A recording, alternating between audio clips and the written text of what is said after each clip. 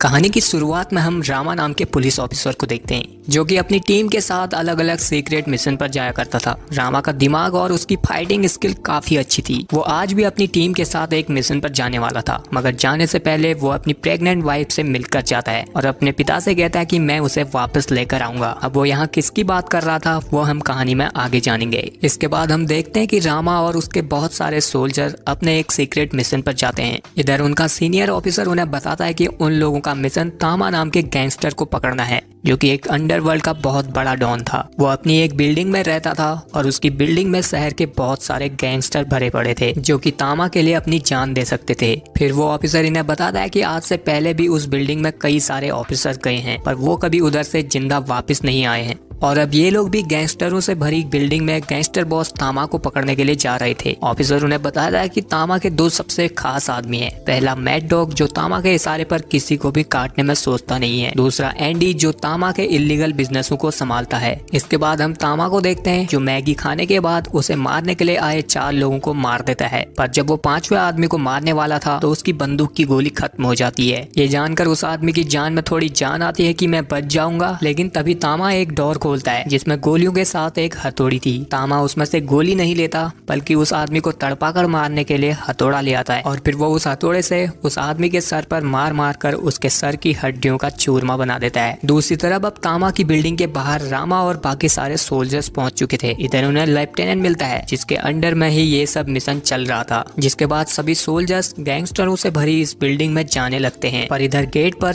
एक गार्ड था जो टीवी देखते हुए मस्त न्यूज़पेपर पढ़ रहा था, लेकिन पीछे से एक सोल्जर उसे टपका देता है और फिर ये लोग आगे बढ़ते हैं जहां इन्हें एक आदमी मिलता है जिसकी बीवी बीमार थी और वो अपनी बीवी के लिए ऊपर दवाई ले जा रहा था, लेकिन इनका एक सोल्जर उसे ऊपर जाने नहीं दे रहा था। पर तभी रामा सोल्जर को रोकता है और उस आदमी से कहता है कि तुम्हें हमारे साथ कोऑपरेट करते हुए ऊपर चलना होगा और हम तुम्हें तुम्हारे रूम तक सेफली पहुंचा देंगे। जिसके बाद सभी सोल्जर्स इस बिल्डिंग में घुस जाते हैं और वो लोग चुपचाप से बिल्डिंग के गैंगस्टरों को पकड़ना शुरू करते हैं। उनका प्लान था कि वो लोग इसी तरह से सारे गैंगस्टरों को पकड़ेंगे और किसी को पता चले बिना बिल्डिंग के 15वें माले में पहुंचकर तामा को पकड़ लेंगे और फिर इसी तरह से ये लोग 5वीं मंजिल तक पहुंच जाते हैं जहां एक छोटा बच्चा वॉशरूम से बाहर आता है तो वो इन सभी सोल्जरों को देख लेता है। वो लोग उस बच्चे को मारने वाले नहीं थे इसलिए वो उसे अपनी तरफ आने के लिए कहते हैं, पर वो बच्चा इधर से भागकर दूसरे कमरे में चला जाता है जहाँ वो एक दूसरे बच्चे को बता देता है कि पुलिस उनकी बिल्डिंग में आ चुकी है और ऐसा कहते ही उस बच्चे को गोली लग जाती है। ये गोली उधर से लेफ्टिनेंट ने चलाई थी। अब अपने आंखों के सामने अपने दोस्त को मरता हुआ देख वो बच्चा जल्दी से दरवाजे के पास जाता है और बिल्डिंग का अलार्म दबा देता है जिससे बिल्डिंग के सभी गैंगस्टर अलर्ट हो जाते हैं और तामा को भी ये बात पता चल जाती है। उसने अपनी बिल्डिंग में हर जगह पर कैमरा और स्पीकर लगाए हुए थे जिससे वो उन सभी सोल्जरों को देख सकता था। इसलिए वो पहले तो अपने आदमियों से कहकर बिल्डिंग के गेट को लॉक करवा देता है ताकि वो सोल्जर्स यहाँ से किसी भी हालत में भाग न सके। जिसके बाद वो अपने आदमियों को सभी आर्मी वालों को मारने का ऑर्डर दे देता है। उसका ऑर्डर सुनते ही उसके जो आदमी थे वो सभी बिल्डिंग में उन आर्मी वालों को ढूंढने लग जाते हैं। सबसे पहले 2 लोग दूसरी बिल्डिंग से स्नाइपर लेकर बिल्डिंग के बाहर के सोल्जरों को गोली मार देते हैं।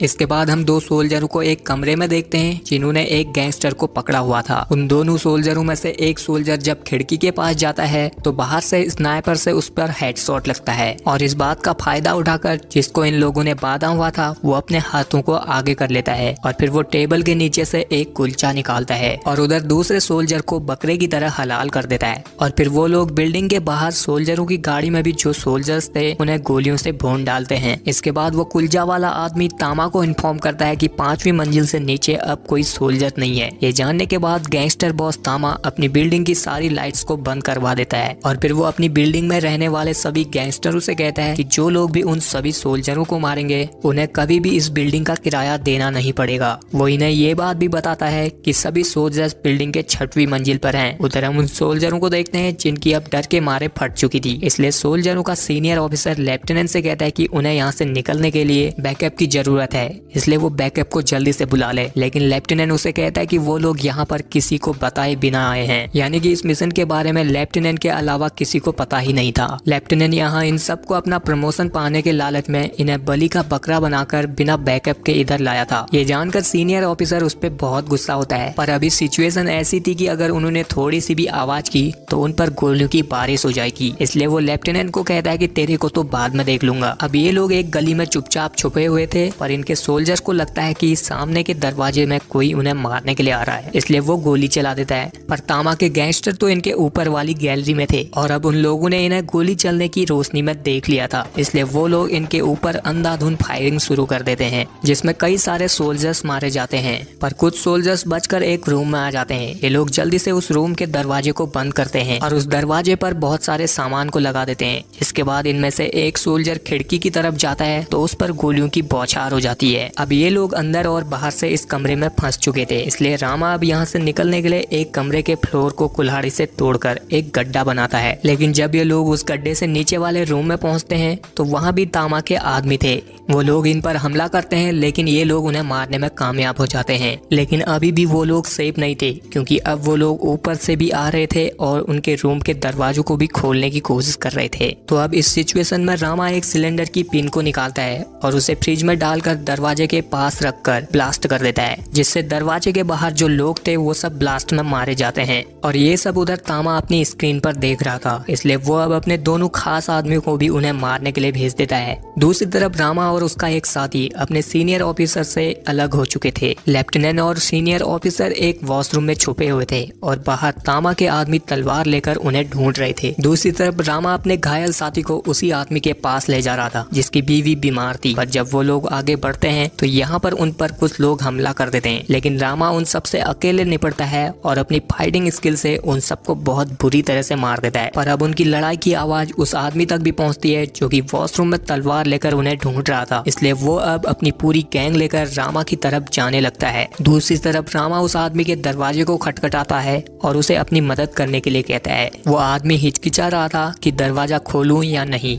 और इधर उसकी बीवी भी दरवाजा खोलने से मना कर रही थी, पर फिर भी वो दरवाजा खोल ही देता है और फिर रामा और उसके साथी को अपने घर के सीक्रेट लकड़ी की दीवार के पीछे छुपा देता है। पर उस दीवार के अंदर जाने की वजह से वो दीवार थोड़ी बाहर की तरफ उठ जाती है और अब तलवार वाला गैंगस्टर भी अपनी गैंग के साथ इस जगह पर पहुंच जाता है। वो यहाँ अपने इतने आदमियों को मरा हुआ देखकर सीधे उस आदमी के कमरे में चला जाता है और उस कमरे की तलाशी लेने लगता है। जब वो उस कमरे की दीवार को उठी हुई देखता है तो वो उसमें अपनी तलवार घुसाकर चेक करने लगता है और इसी में एक बार उसकी तलवार रामा के चेहरे पर भी लग जाती है। पर तभी वो आदमी उस तलवार को वहीं पर छोड़ देता है और फिर दूसरी जगह देखने लगता है। इसी मौके का फायदा उठाकर उस तलवार से अपने खून को रामा साफ कर लेता है। जिसके बाद जब वो आदमी इस रूम को पूरा छान मारता है लेकिन उसे कुछ नहीं मिलता, तो इसलिए वो अब अपनी तलवार को दीवार से निकालता है और इस रूम से चला जाता है। दूसरी तरफ हम एंडी को देखते हैं जो अपने दो आदमियों के साथ लिफ्ट से नीचे आ रहा था, लेकिन इधर वो अपने ही दो आदमियों को मार देता है। जिसके बाद उधर रामा और उसका साथी उस दीवार से बाहर निकलते हैं और फिर रामा अपने साथी को छोड़कर गैंगस्टर बॉस तामा को पकड़ने के लिए यहाँ से अकेला निकलता है, क्योंकि अगर उन लोगों को यहाँ से जिंदा निकलना है तो वो लोग तामा को गन पॉइंट करके ही जा सकते हैं। जाने से पहले रामा को वो आदमी बताता है कि उसने इधर लेफ्टिनेंट को कई बार देखा है, हो सकता है कि ये सब प्लान उसी का हो। अब ये सुनने के बाद रामा इस रूम से निकल जाता है और बाहर निकलते ही उसकी मुलाकात उसी तलवार वाली गैंग से होती है। रामा पहले तो इन्हें देखकर भागता है, पर फिर जब उसे यहाँ से निकलने का कोई रास्ता नहीं मिलता तो वो उनके साथ लड़ने लगता है। वो लोग यहाँ पर बहुत ज्यादा थे, लेकिन रामा इन्हें बहुत बुरी तरह से मारता है और उन पर इतने कट लगाता है कि वो लोग अगले जन्म में भी कट लगे हुए ही पैदा होंगे। जिसके बाद रामा तलवार गैंग के लीडर को लेकर बिल्डिंग से नीचे एक बालकनी में कूद जाता है, पर बाहर दूसरी बिल्डिंग से स्नाइपर्स उस पर गोली चलाने लगते हैं, तो रामा जल्दी से एक कमरे में घुस जाता है। जिसके बाद रामा उस कमरे से निकलकर कॉरिडोर में पहुंचता है, तो इधर एंडी उसे पकड़कर एक दीवार के पीछे ले आता है। दूसरी तरफ हम लेफ्टिनेंट और सीनियर ऑफिसर को देखते हैं जो कि एक कमरे में छुपे हुए थे। इधर सीनियर ऑफिसर लेफ्टिनेंट से अपने दूसरे साथियों को बचाने के लिए ऊपर चलने के लिए कहता है, पर लेफ्टिनेंट उसे मना कर देता है और उसे कहता है कि वो लोग सभी मर चुके हैं, इसलिए हमें भी अपनी जान बचाकर यहाँ से निकलना चाहिए। उसकी ऐसी बातें सुनकर सीनियर ऑफिसर को बहुत गुस्सा आता है और वो लेफ्टिनेंट को पकड़कर पूछता है कि ये ऑर्डर किसने दिए थे। तो इस पर लेफ्टिनेंट उसे कहता है कि चाहे तुम मुझे मार ही दो, मैं फिर भी उसका नाम नहीं बताऊंगा। जिसके बाद सीनियर ऑफिसर उसे छोड़ देता है और इस कमरे से अकेला बाहर आ जाता है, जहाँ बाहर उसे तामा का दायां हाथ मैड डॉग मिल जाता है जो उसके साथ लड़ने मारने लग जाता है और इस मौके का फायदा उठाकर लेफ्टिनेंट इधर से भाग जाता है। इसके बाद इधर मैड डॉग और सीनियर ऑफिसर की लड़ाई होती है। इधर मैड डॉग के पास गन थी लेकिन फिर भी वो ऑफिसर के साथ फाइट करके लड़ना चाहता था। यहाँ इन दोनों की काफी तगड़ी फाइट होती है जिसमें मैड डॉग उस ऑफिसर को बहुत बुरी तरह से मार देता है। जिसके बाद हमें उधर रामा और एंडी को दिखाया जाता है जिनकी बातों से पता चलता है कि ये दोनों तो भाई हैं और अपने घर पर रामा अपने पिता को इसी को वापस लाने की बात कर रहा था। इधर एंडी अपने भाई की जान को बचाना चाहता था, इसलिए वो अपने भाई रामा से कहता है कि यहाँ से तुम निकल जाओ, पर रामा उसे कहता है कि वो अपने साथियों के बिना यहाँ से नहीं जाएगा। रामा अपने भाई से वापस चलने के लिए भी कहता है पर एंडी उसकी बात को नहीं मानता। वो रामा को यहीं पर रुकने के लिए कहता है और सब कुछ ठीक है या नहीं देखने के लिए अपने बॉस तामा के पास जाने लगता है। रास्ते में उसे मैड डॉग भी मिलता है जो कि उस ऑफिसर की लाश को अपने बॉस तामा को दिखाना चाहता था। और फिर ये दोनों जब तामा के पास पहुंचते हैं तो उधर तामा को अब पता चल चुका था कि एंडी ने ही रामा को बचाया था क्योंकि उसने उन दोनों को सीसीटीवी में देख लिया था। इसलिए वो अब एंडी को मैड डॉग के हवाले कर देता है और उसे मारने का ऑर्डर दे देता है। दूसरी तरफ रामा जब कमरे से बाहर निकलता है तो उसे लेफ्टिनेंट और उसके साथ जो सोल्जर था वो मिल जाते हैं। रामा उनसे कहता है कि उन्हें किसी भी हालत में तामा तक पहुंचना है, तभी वो लोग इधर से जिंदा बाहर निकल पाएंगे। तो इधर लेफ्टिनेंट उसे तामा के बारे में बताता है कि वो 15वें माले पर रहता है और वहीं से सब कुछ ऑपरेट करता है। जिसके बाद ये तीनों अब तामा के आदमी को मारते हुए 15वें मंजिल की तरफ बढ़ते रहते हैं। पर ऊपर जाते वक्त रामा को एक कमरे में अपना भाई टंगा हुआ मिलता है जिसे कि मैड डॉग टॉर्चर कर रहा था। रामा जब उस कमरे के अंदर पहुंचता है तो मैड डॉग उसे देखकर एंडी के हाथों को खोल देता है, इसलिए नहीं कि वो डर गया बल्कि इसलिए कि वो इन दोनों के साथ अकेला लड़ना चाहता था। इसका कॉन्फिडेंस लेवल तो एकदम हाई लेवल का था। और फिर यहाँ इनकी फाइट होती है पर इसमें मैड डॉग इन दोनों भाइयों पर भारी पड़ता जा रहा था। उसकी फाइटिंग स्किल काफी तेज थी, इस वजह से वो इन दोनों भाइयों को घायल कर देता है और अपनी इसी फाइटिंग स्किल की वजह से उसे कॉन्फिडेंस था कि वो इन दोनों भाइयों को यहीं पर मार देगा। पर इनकी फाइट के एंड आते आते एंडी उसके गले में एक टूटी हुई रॉड घुसा देता है पर फिर भी वो मरता नहीं बल्कि एंडी को ही पटक पटक कर मारने लग जाता है। तभी रामा उठता है और वो उसके गले की रॉड को घुमाकर उसे मार देता है। दूसरी तरफ उधर अब लेफ्टिनेंट 15वें माले पर पहुंच चुका था। वो तामा को गन पॉइंट कर लेता है और अपने सोल्जर को उसके हाथ बांधने के लिए कहता है। उसका सोल्जर जब उसका हाथ बांध देता है तो लेफ्टिनेंट उस अपने ही सोल्जर को गोली मार देता है, जिसके बाद वो तामा को गन पॉइंट करके नीचे आने लगता है। इधर नीचे रामा और उसका भाई एंडी भी आ गए थे तो लेफ्टिनेंट उन पर भी गोली चलाने लगता है क्योंकि वो अकेले ही इस काम का क्रेडिट लेके प्रमोशन पाना चाहता था। लेकिन तामा उस पर हंसकर कहता है कि तुम कभी प्रमोशन नहीं पाओगे क्योंकि उसके सारे सीनियर ऑफिसर उसके साथ मिले हुए हैं और ये सब उन्हीं का प्लान था कि लेफ्टिनेंट उनकी बिल्डिंग में घुसे और वो लोग लेफ्टिनेंट को मार दें। और इसलिए तामा ने उन लोगों को अपनी बिल्डिंग में घुसने दिया था ताकि लेफ्टिनेंट को वो मार सके। अब ये सुनने के बाद लेफ्टिनेंट तामा के ही सर पर गोली मार देता है, जिसके बाद वो अपने आप को भी मारने की कोशिश करता है पर अब उसकी गोली खत्म हो चुकी थी। तभी रामा लेफ्टिनेंट के पास आता है और उसे गिरफ्तार कर लेता है, जिसके बाद उसका भाई एंडी उसे उन सारे पुलिस वालों के खिलाफ सबूत दे देता है जो कि उनसे मिले हुए थे। और फिर वो रामा, लेफ्टिनेंट और उसके घायल साथी को सही सलामत बिल्डिंग के बाहर तक छोड़ आता है। रामा अपने भाई एंडी को भी अपने साथ चलने के लिए कहता है पर एंडी नहीं आता क्योंकि वो अब गैंगस्टर बॉस तामा की जगह बॉस बन चुका था। वो अपने भाई से कहता है कि इस जुर्म की दुनिया में घुसना आसान है पर निकलना बहुत ही मुश्किल है, इसलिए वो चाहकर भी यहाँ से कभी निकल नहीं सकता। जिसके बाद वो वापस अपनी बिल्डिंग में चला आता है और यहीं पर इस मूवी का एंड हो जाता है। सो आई होप यू गाइस कि आप लोगों को ये वीडियो पसंद आया है। पसंद आया तो इस वीडियो को लाइक शेयर के साथ हमारे चैनल को कर लीजिए सब्सक्राइब और बगल वाले बेल आइकन को दबाकर ऑल नोटिफिकेशन ऑन जरूर करना।